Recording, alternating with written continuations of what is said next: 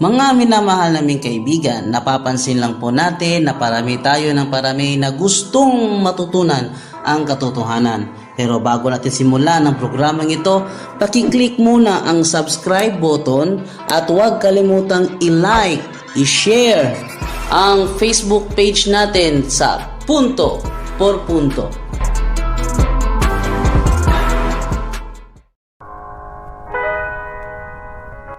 Nagdadalawang isip ka na ba sa iyong pananampalataya? Nalilito ka na rin ba sa pananampalatayang Katoliko? Huwag kang mag-alala sapagkat nandito na ang ating programang Punto por Punto. Ang programang ito ay sadyang inihanda namin para sa inyo upang masagot ang mga batikos sa pananampalatayang Katoliko. Punto por Punto.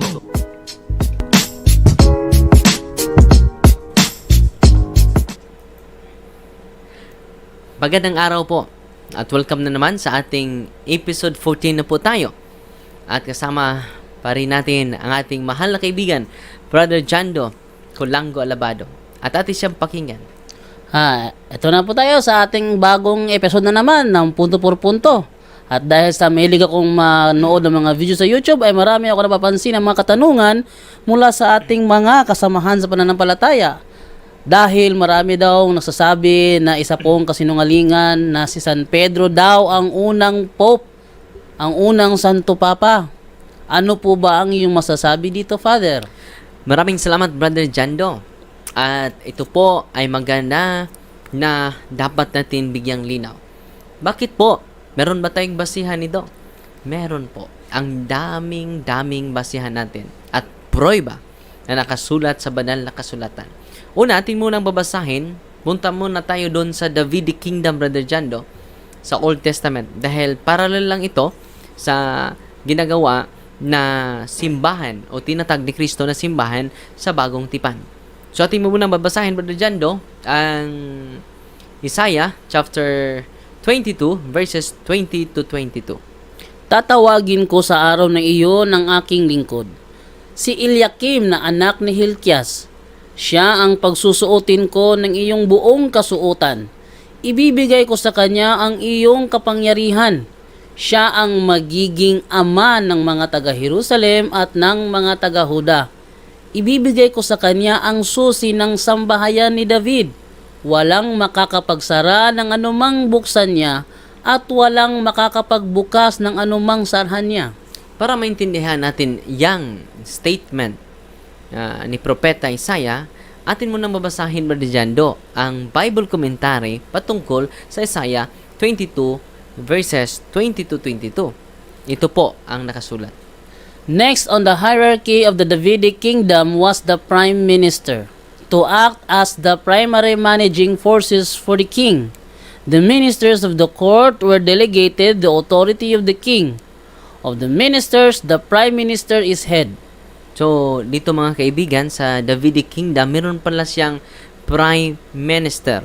Prime minister, primero ministro po. So, hindi po ito ang king. Ang king, klarong-klaro, Brother Jando, si David. Si David po. At meron siyang representative in the person of the king. Tinatawag itong primero ministro. At sino po ba ang primero ministro dito sa Isaiah 22, 20 to 22? Si Eliakim. So, ang tinatatag ni Kristo na simbahan ay ito po ay bagong kaharian sa Bagong Tipan. Kung nating babasahin mo na, Brother Jando, ang Daniel 2:44, ito po ang nakasulat. Ating babasahin. At sa mga kaarawan ng mga haring yaon ay maglalagay ang Diyos sa langit ng isang kaharian na hindi magigiba kailanman. O ang kapangyarihan man niya ay iiwan sa ibang bayan, kundi pagpuputol-putulin at lilipulin niya ang lahat ng kahariang ito at yaoy lalagi magpakailanman. Mga kaibigan, ating makikita po sa talatang iyon, ang Diyos po mismo ang magtatag sa kanyang kaharian. At paralel lang po ito, Brother Jando. Kung merong kaharian, merong king. Sa panahon ni David, ang king ay siya po, si Hari David. Pero meron siyang primero ministro, prime minister. Itong prime minister, Brother Jando, ang nakatanggap ng susi. At itong makatanggap ng susi, ating munang babasahin, Brother Jando, ating ulit-ulitin, na maging ama, ating babasahin, Brother Jando. Siya ang pagsusuotin ko ng iyong buong kasuotan. Ibibigay ko sa kanya ang iyong kapangyarihan.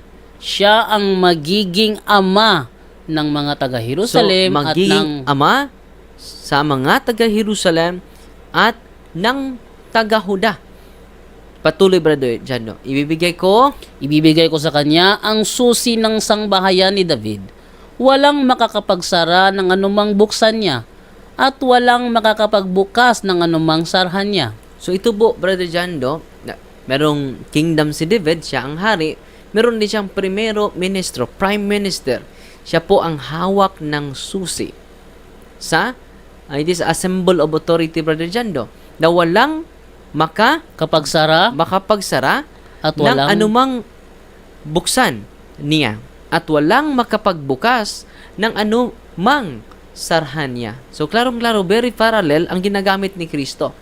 So, atin itong maintindihan, Brother Jando, na itong palang primero ministro ay maging ama dahil nakatanggap siya ng susi, Brother Jando. Hindi lang ama, Brother Jando, isa pang banal at totoo. Ating munang babasahin yung makatanggap sa susi galing sa kaharian ni David.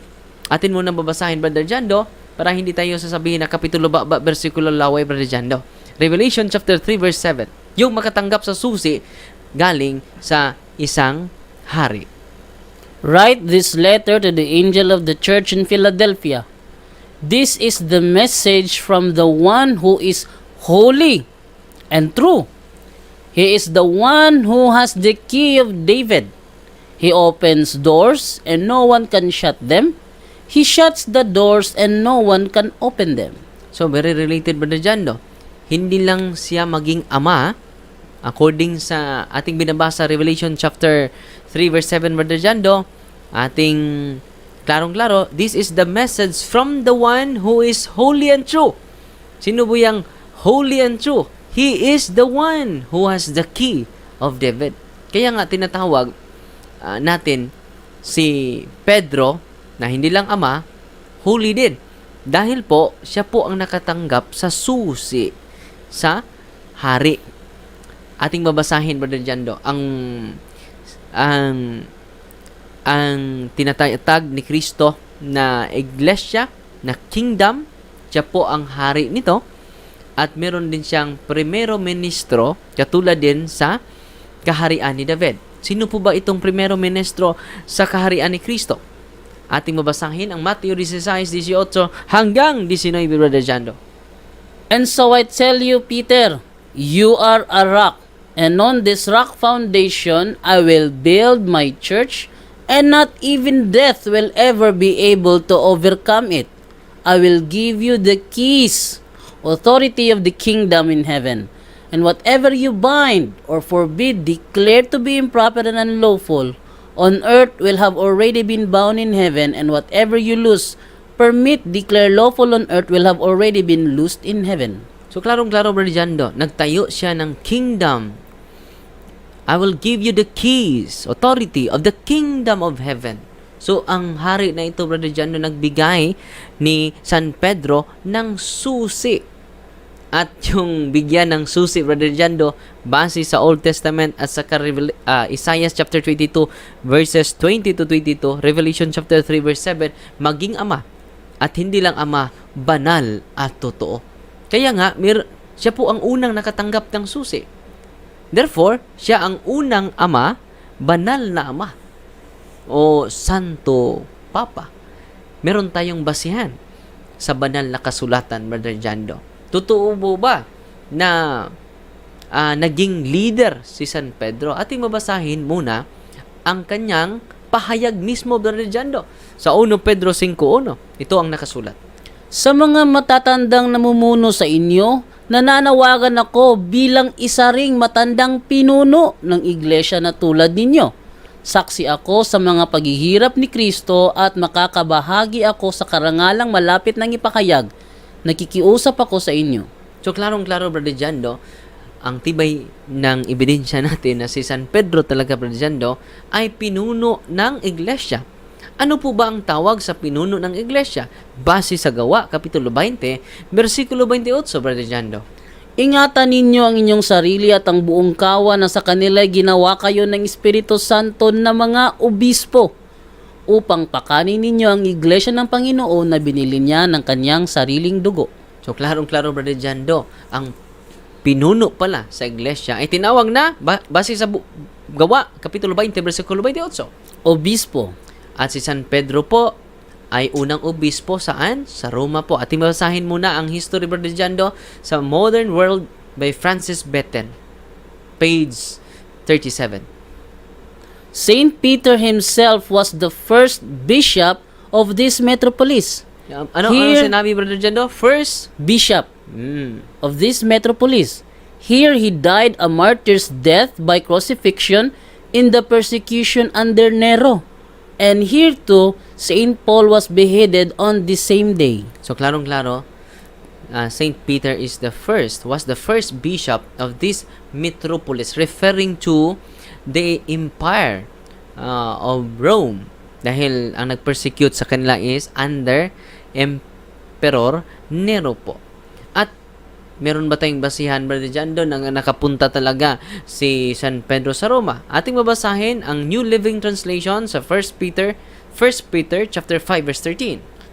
Your sister church here in Rome sends you greetings, and so does my son Mark. So, ang pagsulat pala niya sa kanyang epistle ay doon pala sa Roma. Your sister church here in Rome sends you greetings, and so does my son Mark. So, klarong-klaro sa sulat niya sa kanyang epistle, 1 Peter chapter 5 verse 13, klarong-klaro, your sister church here in Rome.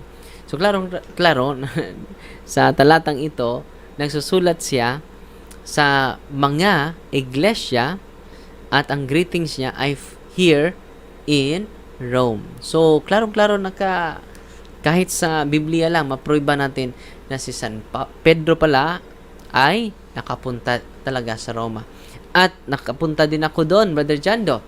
Opo, At Father. nakita ko po ang himlayan sa mga buto ng ating unang Santo Papa. Kaya nga, tinatawag yung lugar na yan, St. Peter's Square. So, Brother Jando, nakapunta din tayo sa awa ng Diyos sa Roma. At personal ko pong nakita ang himlayan sa mga buto ni San Pedro sa ilalim ng altar ng ating basilika. Kaya nga, tinatawag yun, Brother Jando, St. Peter's Square or St. Peter's Basilica. Dahil dun po inilibing ang ating mahal na unang obispo sa Roma po. At atin na po napatunayan na si San Pedro pala ang una talagang Santo Papa sa simbahan na tatag ng ating Panginoong Hesukristo. Yan po ang ating punto por punto ngayong araw na to. Hanggang sa muli, mga kaibigan. God bless you po. Fight Team Maria. Amen.